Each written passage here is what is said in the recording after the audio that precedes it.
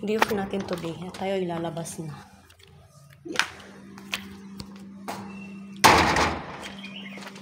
Ayan. Hello everyone. Naulan na naman. And imimit ko yung sister-in-law ko. Magsisimba kami. So, agahan ko kasi last time, na-late ako.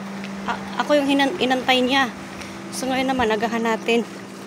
Kasi parang yung doon sa kanila at siya dito sa amin parang 20 minutes, ganon. More or less, 20 minutes, ganon. Tapos, ako naman, didiretso na ako doon sa Taipo. Doon na kami magkikita. Kasi diretso na yung bus ko, diretso na rin yung bus niya. Kikita kami sa market, tapos magsisimba kami. After that, chika-chika time. Actually, hindi ko pa finix ang aking buhok. So, hi. Medyo bruha tayo ngayon. Sabi ng Chinese. Bakit kaya? Nagbibideo tong lukrit na to. Baka ganon, no? Ay, ang init. Pero guys, naulan. Umulan kanina pala, hindi ngayon.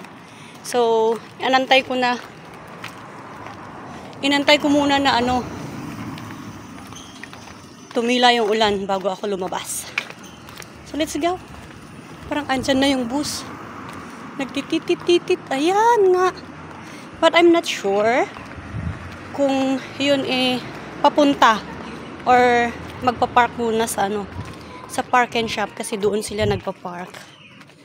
Antayin natin doon sa kabila. Agoy.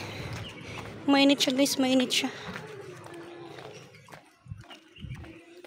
Anyway, samahan niyo ako maglakad muna. Hala, grabe si ate. Yung aso na dala-dala niya. Ay! Nagkakarwash siguro yan. Nagvacuum ng sasakyan. Sabi ko na si ate. Ang liit niya pero hello. Ang laki ng asong dala-dala niya. Dalawa. Yung driver na yun is Pilipino. Sabi na sa akin. First time ko din siya makita. Sabi na. Ganito dito, kung alam mong mga Pilipino, kindat-kindat lang kayo. Kindatan sila.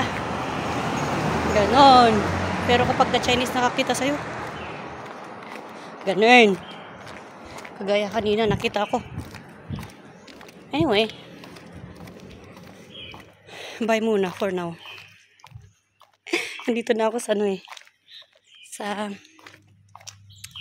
minibus stop kasi dito kailangan ko pang mag-minibus papunta sa Taiwo Station kapag sasakay ako ng MTR.